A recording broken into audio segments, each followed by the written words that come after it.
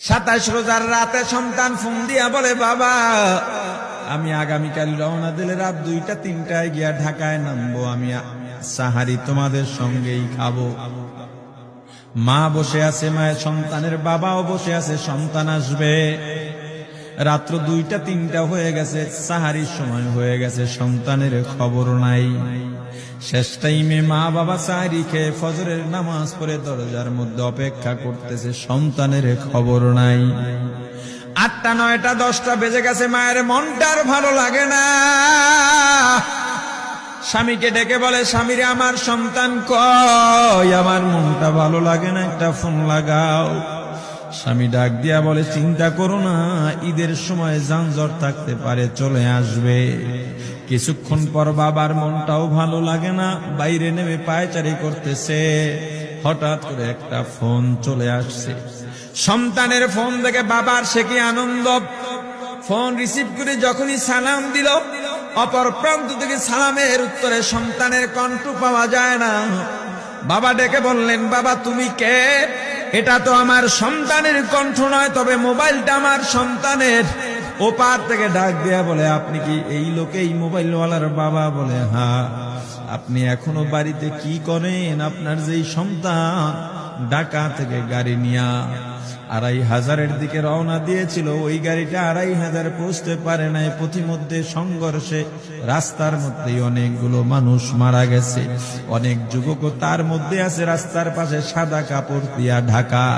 দেখেন আপনার সন্তান এই লাশের মধ্যে আছে কিনা। মোবাইলটা আমি রাস্তার পাশে পড়ে পাইলাম। বাবা পাগলের মতো একটা দৌড় দিছে।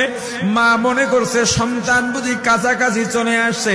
অন্যান্য সন্তানদের ডাক দেয়া বলে, তোরা কে, কোথায়, এদিকে আয়, তোদের ভাই বুঝি কাছাকাছি আসছে। আমার কলিজার টুকরা সন্তান, তোর বাবা যে আগায় আনতে গেছে, তাড়াতাড়ি নতুন চাদর বিছা, বালিশের কভার গুলো খুলে নতুন কভার লাগা। পানি গরম বসা, আমার সন্তান এসে গোসল করবে। আহারে সবাই ফুলের মেলা, ফুলের তোড়া নিয়ে অপেক্ষা করতেছে। 4টা বছর কলিজার টুকরা বাড়িতে নাই, বিদেশ থেকে আসবে। বাবা স্পটে গিয়া দেখেন অনেকগুলো লাশ, সাদা কাপড় দিয়া ঢাকা। একটা একটা মাথার উপর থেকে কাপড় উঠান আর কৌতূহল বাড়তেছে, কাপড় উঠান আর কৌতূহল বাড়ে। হঠাৎ তাকায় দেখে কলিজার টুকরা সন্তান লাশের মিছিলে শামিল হয়ে গেছে। বাবা সন্তানকে ধরে কাঁদেন আর বলেন, বাবা এত আদর আপ্যায়ন, তোর জন্য এত প্রস্তুতি রে বাবা।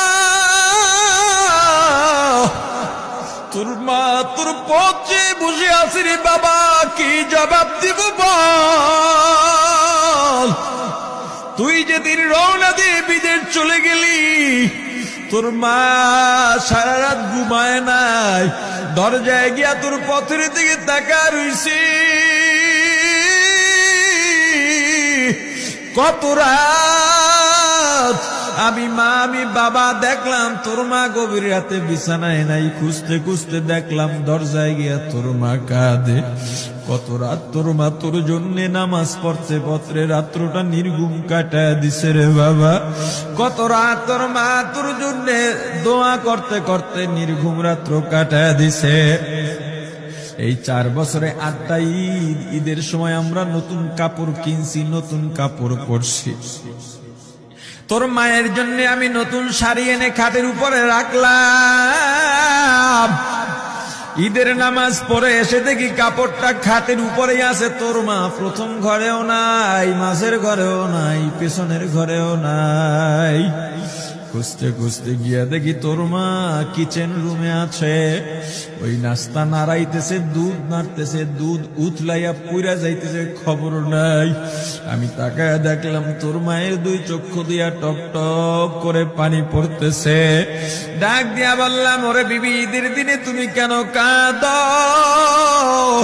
তোমার জন্য শাড়ি আনলাম, সেটাও কেন পরলা না? তোর মা জবাব দিয়া বলছে, স্বামী গো, আপনারা